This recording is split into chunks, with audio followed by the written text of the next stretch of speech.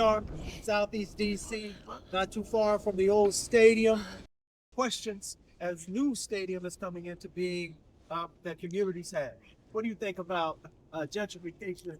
Your commanders are coming back home. What does it mean if you're a DC resident that you can have more championships with your young quarterback? But what does it mean if you're a DC resident who we say is coming back home? Will you lose your home? Will you get displaced? Will your neighborhood be gentrified? And one of our first guests is Dr. Rhonda Hamilton. Welcome to the Shack and Moose Show. Tell us about yourself and tell us about what you're doing and how you're leading when it comes to this new stadium. Well, thank you very much, Shack and Moo, for having me. I am Dr. Rhonda Hamilton. I'm a native Washingtonian, so it's awesome to be with you today, and I happen to be running for mayor in the 2026 election here in D.C. There you go. So tell us more about what are your thoughts when it comes to RFK 2.0? Oh my goodness. Probably as a young person, you probably watching the team back in the day when we had Riggs, right? Yes. You had Doug, yes. Super Bowl, yes. I love those teams as a young kid, even though I'm a Steelers fan. I love your team. So what do you mean to have your team? You know what? It is so bittersweet. Let me just be honest. We love our Commanders, which back in the day, the Skins, but we absolutely, all the memories of being at the old RFK and the wooden floors and feeling the bleachers rock and just the whole hogs and the whole energy in the city, you know, the Dallas Cowboy Thanksgiving Day rivalries. We love all that. And I say bittersweet because obviously, you know, the gentrification is rampant, and the reality that, you know, we can muster up enough taxpayer monies to build these wonderful stadiums and create opportunities for our sports franchises. But obviously, we have a very much of an imbalance in our city as it relates to our housing circumstances. You know, many folks are struggling in terms of the cost of living. They're spending more than 50%, upwards of 60% towards housing costs. And it just makes you wonder how we don't have the money to take care of our citizens, but we certainly have the money to get our sports teams back.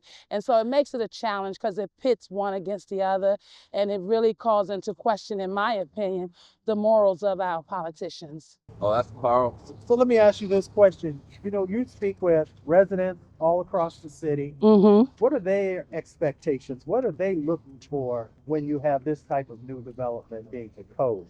I think it's pretty mixed, to be honest with you, because anybody that knows DC knows how wonderful we are as fans, and we don't like the opportunity to have to choose.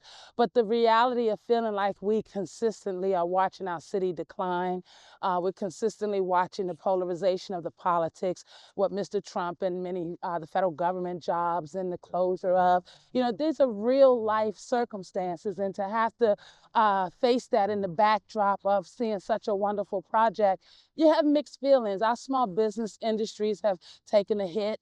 You know, we would like to see that when we go to the table with these billionaires, right? I'm a former real estate broker, so I know about location and opportunity and timing. And so it's the nation's capital. You mean to tell me the best deal we could do was to, you know, give them a parking garage basically, and we don't collect any money?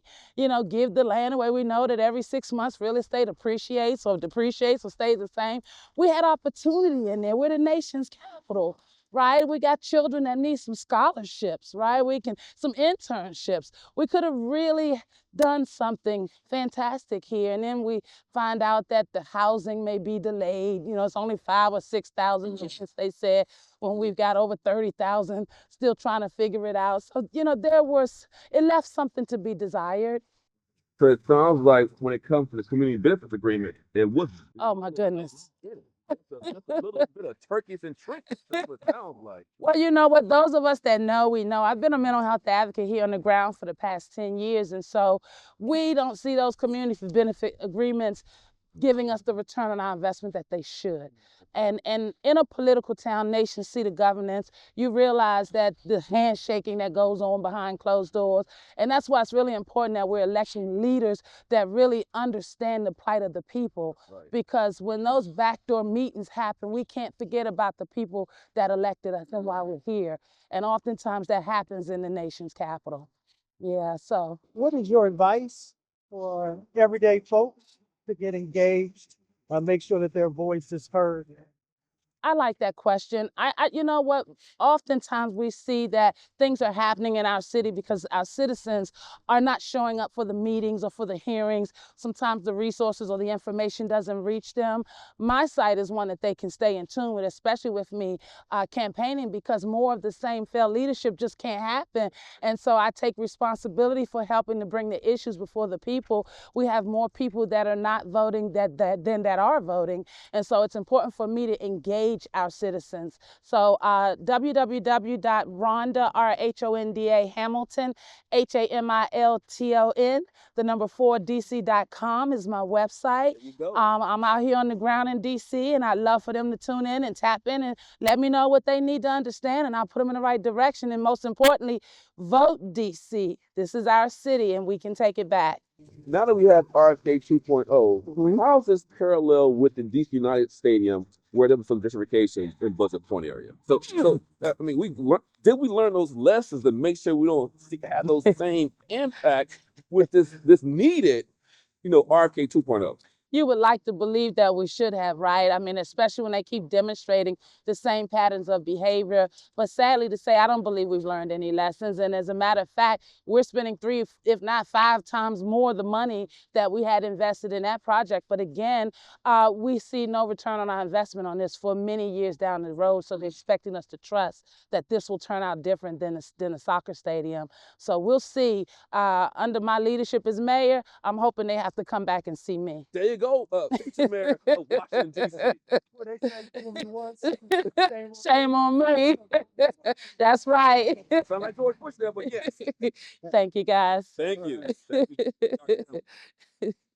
that was a great conversation, Ron. Yeah, man. I mean, these issues in DC, people are excited about this new stadium. These Commanders fans, these Redskins, because they want it back. But there's some concerns that the folks who were impacted by the first departure are not going to benefit for coming back with gentrification. So today we have our rep brother, Carlton Eley, who's going to talk to us about the stadium equity and how you can do development the right way.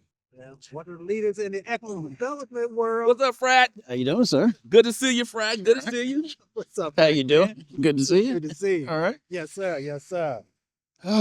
You know, we're having this deep conversation about issues that you've worked on, that you've been a leader, a thought leader on these issues.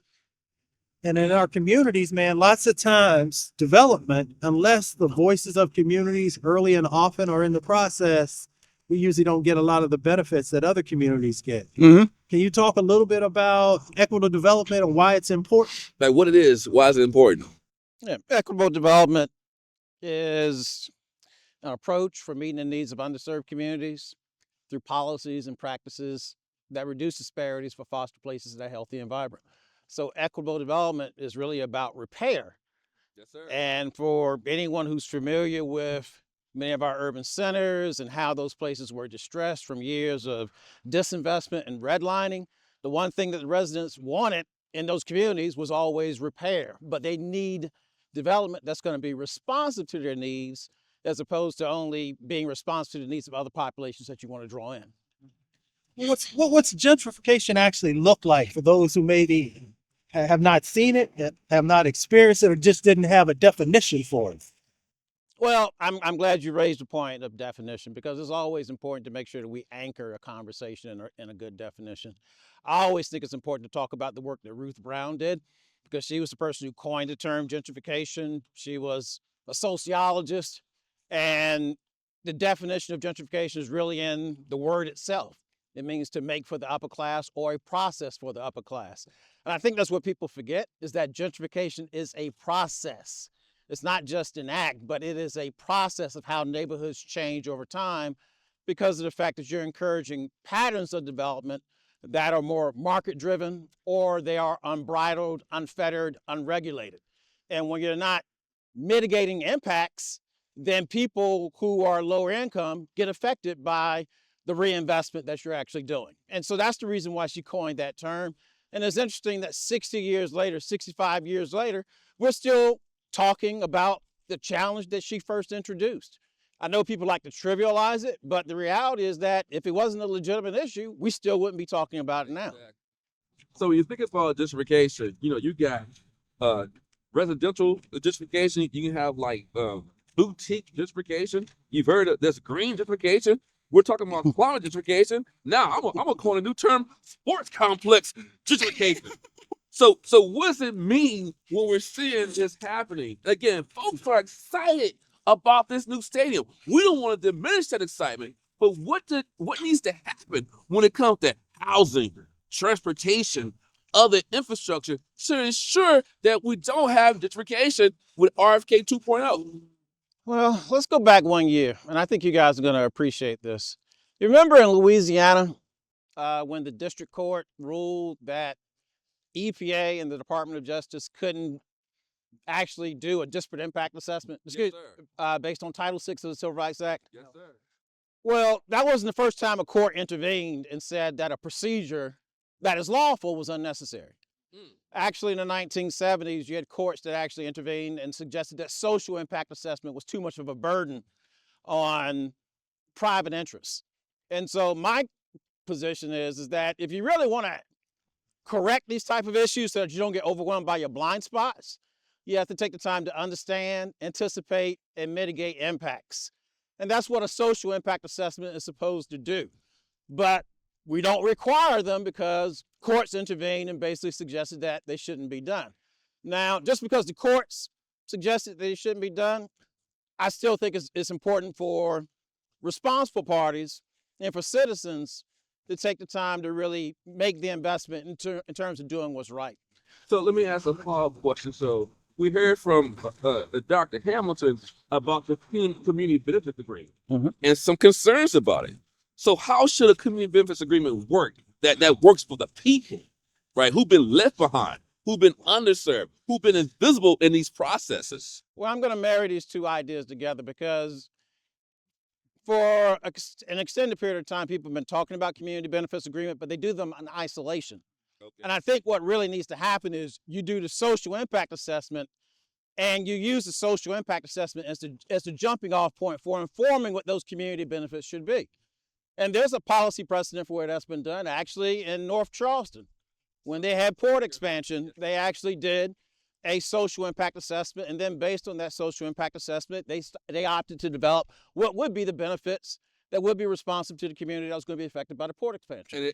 And I worked in North Charleston with Low Country Alliance Small Community, so I understand the mitigation agreement that they're able to get that focused on $4 million they got from the Port Authority to focus on housing, to focus on jobs, economic development. They had scholarships. So it's really comprehensive and holistic. And again, the community, it came up from the community. It was grassroots, right? So can you tell us how those lessons learned, best practices could be applied in the context of what we're seeing with the Washington Commanders RFK 2.0? Well, I think timing is always important. But building on that lesson from Charleston, South Carolina, and how it may be applicable here in Washington, D.C., we know in this city, a lot of people like to plan. Well, that's what a social impact assessment process is. It's a planning exercise. And part of the planning process means you need to engage the public. You need to be transparent. You need to meet people where they are. You need to understand that impacted populations are the true experts on their communities.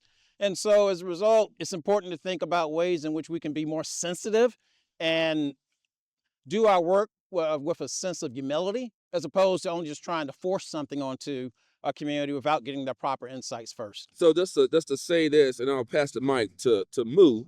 You think about what you just said. You're talking about community engagement. Environmental justice, folks, is about representative justice.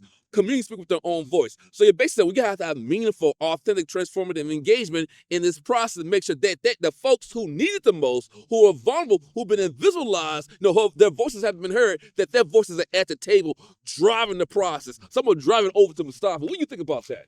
Well, I think it's important to be able to share with folks when we do equitable development. What does it look like? Yeah. How does that help communities to have a better living situation? We often talk about moving from surviving to thriving. Yeah. We don't do it right. We know we're in survival mode. What does it look like for you when it's done properly? Well, we don't want to talk about concepts because people are going to get lost in concepts. In the end, people want to know what's it going to look like Is it tangible? Can I see it? Can I feel it?